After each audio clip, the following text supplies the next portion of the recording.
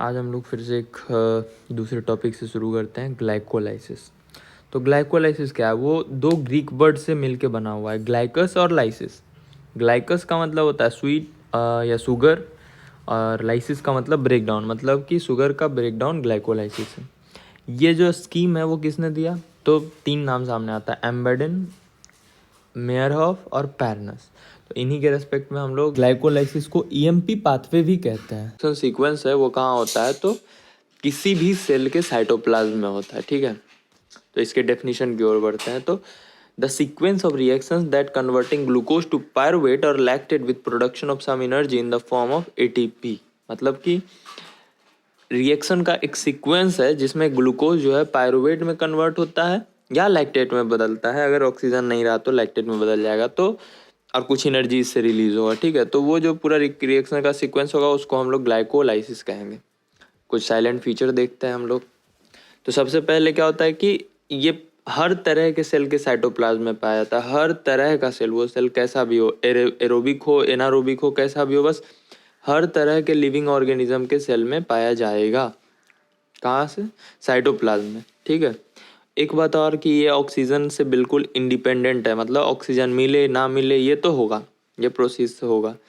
अगर ऑक्सीजन मिला तो वो पायरुवेट बनेगा, और अगर मतलब पायरुवेट तक ही रुक जाएगा। पायरुवेट क्या होगा? फिर हमारा क्रेब्स साइकिल में चला जाएगा, ऑक्सीजन मिला तो।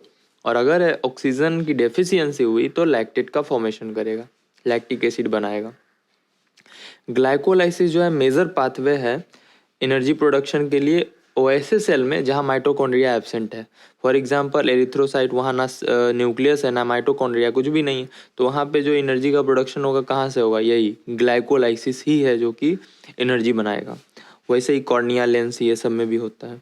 एक और बात कि ग्लाइकोलाइसिस रिवर्सिबल है, मतलब इसका हर स्टेप रिवर्स हो सकता है, तीन को छोड़ के एक्सेप्शन है, तीन स्टेप जो है एक्सेप्शन है।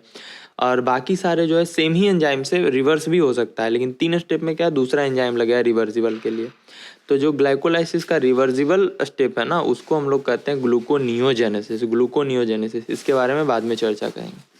तो ये पूरे 10 रिएक्शन 10 स्टेप है, इसमें पूरा पढ़ना हम लोगों को। और जो तीन स्टेप है, फर्स्ट, थर्ड और नाइन्थ, वो इरिवर्सिबल है, वो रिवर्स नहीं हो सकता है, ठीक है। अब हम लोग इसका पूरा सीक्वेंस पे आते हैं। सबसे पहले ग्लूकोज, ग्लूकोज का हम लोग को ब्रेक डाउन करना है, तो कैसे करना है उन सारे सीक्वेंसेस को देखते हैं। कहीं कहीं एक छोटा सा कहानी के फॉर्म में भी बता दें ताकि कुछ दिमाग में भी रहे, एक विजुअलाइजेशन आ जाए।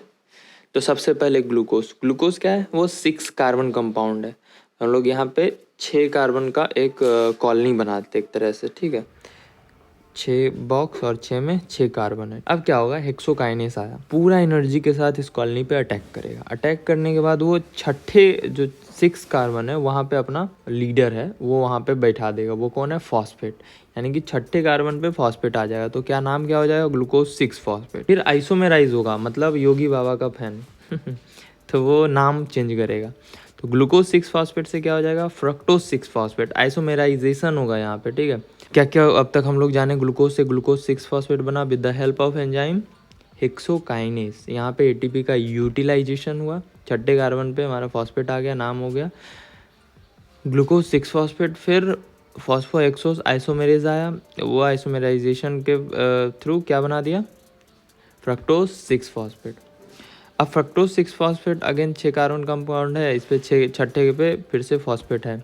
अब क्या होगा? फ्रक्टोज 6 फॉस्फेट फॉस्फोफ्रक्टोकाइनेस एंजाइम की मदद से फिर से एटीपी का यूज़ होगा, और वो फ्रक्टोज 1,6 बिस फॉस्फेट बना देगा। मतलब अब समझेंगे ऐसे कि पहले और आखिरी दोनों कार्बन पे अपना एक एक लीडर बिठा देगा, ताकि अच्छे से चला पाए सिस्टम को। तो वही है, 2 कार्बन पे यहाँ पे फॉस्फेट आ गया, तो fructose 1,6 bis phosphate. Fructose 6 phosphate से बना fructose 1,6 bis phosphate. Again ATP का यूज़ हुआ, फॉस्फोफ्रक्टोकाइनेस एंजाइम का यहाँ पे यूज़ हुआ, ठीक है। Fructose 1,6 bis phosphate. अब यहाँ पे एल्डोलेस एंजाइम लगेगा। फ्रक्टोज 1,6 बिस फॉस्फेट पे एल्डोलेस एंजाइम वर्क करेगा और इसको 3 कार्बन कंपाउंड में ब्रेक कर देगा। क्या क्या बनेगा? ग्लिसरल्डिहाइड 3 फॉस्फेट और dihydroxy acetone phosphate. Glyceraldehyde 3 phosphate और डाईहाइड्रोक्सी एसीटोन फॉस्फेट। तो यहाँ पे तीन कार्बन कंपाउंड का फॉर्मेशन हुआ, ठीक है। याद रखना है कि 3 कार्बन कंपाउंड का फॉर्मेशन हुआ है तो मतलब जो भी सारा रिएक्शन आगे प्रोसीड होगा वो डबल डबल दो दो बार होगा, क्योंकि फ्रक्टोज 1,6 बिस फॉस्फेट तक 6 कार्बन कंपाउंड था। अभी ग्लिसरॉल्डिहाइड 3 फॉस्फेट से नीचे जितना भी स्टेप जाए वो 3 कार्बन कंपाउंड है, तो इसलिए सब कुछ अब डबल होगा। तो ग्लिसरॉल्डिहाइड 3 फॉस्फेट में क्या है कि आखिरी पे फॉस्फेट बैठा है और डाईहाइड्रोक्सी एसीटोन फॉस्फेट के फर्स्ट पे फॉस्फेट बैठा है, ये दोनों एक दूसरे में आइसोमेराइज हो सकता है। ठीक है, अब क्या होगा, ग्लिसरॉल्डिहाइड 3 फॉस्फेट जो है उसको 3 फॉस्फोग्लिसरॉल्डिहाइड डिहाइड्रोजिनेस एंजाइम 1,3 बिस फॉस्फोग्लिसरिक एसिड में बदल देगा। हाइड्रोजिनेशन रिएक्शन हुआ है तो ऑब्वियसली यहाँ पे एनर्जी का या तो फॉर्मेशन या तो यूज़ हो रहा होगा, तो यहाँ पे एक्चुअली में फॉर्मेशन ही होता है, तो NADH का फॉर्मेशन होता है। यहाँ पे रिएक्शन में एक NADH दिख रहा है, बट मैंने पहले ही कहा कि ये सारे रिएक्शन जो होंगे दो दो बार होंगे, चूँकि 3 कार्बन का कंपाउंड है। और ग्लूकोज हमारा, ग्लूकोज से फ्रक्टोज 1,6 सबका सब 6 कार्बन कंपाउंड था, तो 2 NADH का यहाँ पे फॉर्मेशन हुआ, याद रखना है। ठीक, 1,3 बिस फॉस्फोग्लिसरिक एसिड अब क्या होगा, 3 फॉस्फोग्लिसरिक एसिड में बदलेगा with the help of phosphoglycerate kinase enzyme, phosphoglycerate kinase enzyme. और जब यहाँ पे 1,3 बिस फॉस्फोग्लिसरिक एसिड से 3 फॉस्फोग्लिसरिक एसिड बन रहा होगा तो ATP का फॉर्मेशन भी होगा, यानी कि यहाँ पे कंटिन्यू 2 स्टेप में हमने देखा कि एनर्जी का प्रोडक्शन हुआ। ठीक है, 3 फॉस्फोग्लिसरिक एसिड से अब क्या होगा, ये 2 फॉस्फोग्लिसरिक एसिड में बदलेगा। एक तरह से ऐसे देख सकते हैं कि थर्ड से इसको निगरानी करने में, देख रेख करने में मतलब प्रॉब्लम हो रहा होगा, तो बोला नहीं हम सेंटर में बैठेंगे और सेंटर से चारों तरफ अच्छे से देख पाएंगे, तो इसीलिए अब 2 फॉस्फोग्लिसरिक एसिड बन गया। हेल्प कौन सा एंजाइम किया, फॉस्फोग्लिसरेट म्यूटेज, फॉस्फोग्लिसरेट म्यूटेज एंजाइम। अब क्या हुआ, 2 फॉस्फोग्लिसरिक एसिड जो है एनोलेस एंजाइम की मदद से, एनोलेस नाम ही है तो आगे जो है हमारा फॉस्फोएनॉल पायरुवेट बन जाएगा, फॉस्फोएनॉल पायरुवेट बन जाएगा और फिर पायरुवेट काइनेस की हेल्प से वो पायरुवेट में बदल जाएगा, यानी कि फॉस्फोएनॉल पायरुवेट से अब पायरुवेट तक बन चुका है और यहाँ पे एनर्जी का प्रोडक्शन हुआ वापस से। ठीक है, अब अगर ऑक्सीजन नहीं मिला इसको तो फिर लैक्टेट डिहाइड्रोजिनेस एंजाइम क्या करेगा, लैक्टिक एसिड का फॉर्मेशन कराएगा और यहाँ पे NADH का यूटिलाइजेशन होगा, यूज़ होगा। ठीक है, ये रिवर्सिबल स्टेप है, तो अगर लैक्टेट से पायरुवेट बनेगा तो एनर्जी का फॉर्मेशन होगा, पायरुवेट से लैक्टेट बनेगा तो एनर्जी का यूज़ होगा। ठीक है, तो ये याद रखना, लैक्टेट। तो हमारा ये पूरा सीक्वेंस ख़त्म हो चुका है, एक बार शॉर्टली रिवाइज कर लेते हैं सारा का सारा स्टेप। ग्लूकोज से क्या होना, ग्लूकोज 6 फॉस्फेट हेक्सोकाइनेस एंजाइम लगा था, फिर ग्लूकोज 6 फॉस्फेट से फ्रक्टोज 6 फॉस्फेट बना, फ्रक्टोज 6 फॉस्फेट से फ्रक्टोज 1,6 बिस फॉस्फेट बना, फ्रक्टोज 1,6 बिस फॉस्फेट अब हमारा ब्रेक होके 3 कार्बन कंपाउंड बनाएगा, कौन कौन, 3PGL यानी कि 3 फॉस्फोग्लिसरॉल्डिहाइड और dihydroxy acetone phosphate.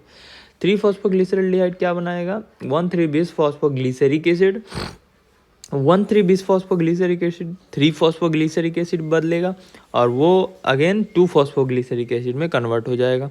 2 phosphoglyceric acid क्या देगा, फॉस्फोएनॉल पायरुवेट, और फॉस्फोएनॉल पायरुवेट से हमारे पास पायरुवेट आ जाएगा। और अगर ऑक्सीजन नहीं मिला तो फिर यहाँ से लैक्टिक एसिड का फॉर्मेशन हो जाएगा। तो यही हमारा जो है पूरा का पूरा ग्लाइकोलाइसिस का स्टेप्स है। बहुत हार्ड नहीं है, याद रखना भी बहुत आसान है, 2-4 बार आप लिख के इसको अच्छे से याद कर पाएंगे। अब हम लोग एनर्जी का सारा कैलकुलेशन देखेंगे। तो ग्लाइकोलाइसिस में कहाँ कहाँ एनर्जी का फॉर्मेशन हुआ, कहाँ पे यूटिलाइजेशन हुआ, नेट ATP का सिंथेसिस कितना हुआ, ये सारी चीज़ें देखते हैं।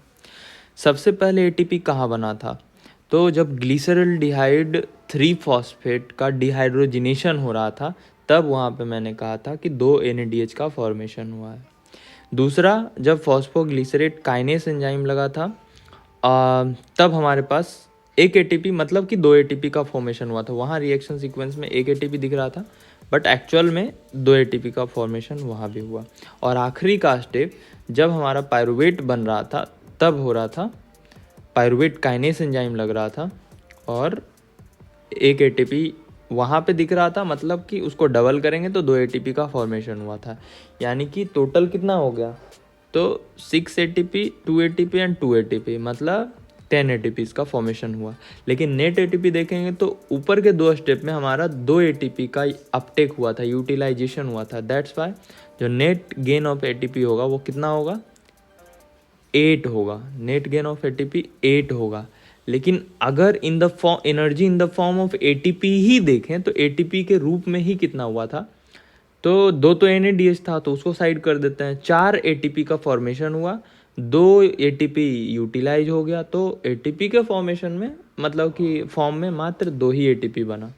बट टोटल एनर्जी की बात करेंगे तब 8 एटीपीज का सिंथेसिस हुआ। तो आज के लिए इतना ही रखते हैं, किसी और वीडियो में और आगे किसी और टॉपिक पे चर्चा करेंगे।